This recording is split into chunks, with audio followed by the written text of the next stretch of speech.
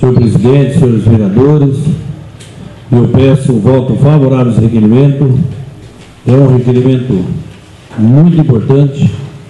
Aquele pessoal da Rua Laranjeira ficaram muitos anos ali esperando para que se resolvesse o problema da gás manilha lá que estava entupida, foi colocado irregular.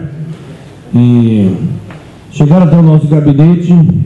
Vereador, está quase pronto, não está totalmente as obras terminadas, mas já dá para se ter uma ideia e acredito que o secretário já sabe os custos daquela obra.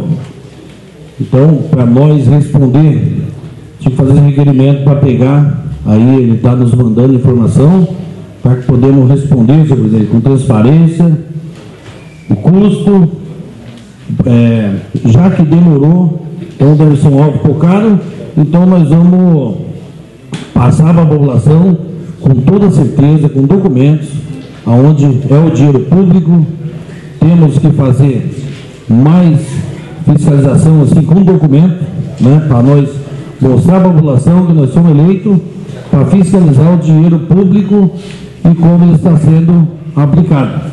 Então peço o voto favorável dos nobres vereadores para que possamos estar aí respondendo os fazendenses com documento e com a transparência como está sendo gasto o dinheiro público.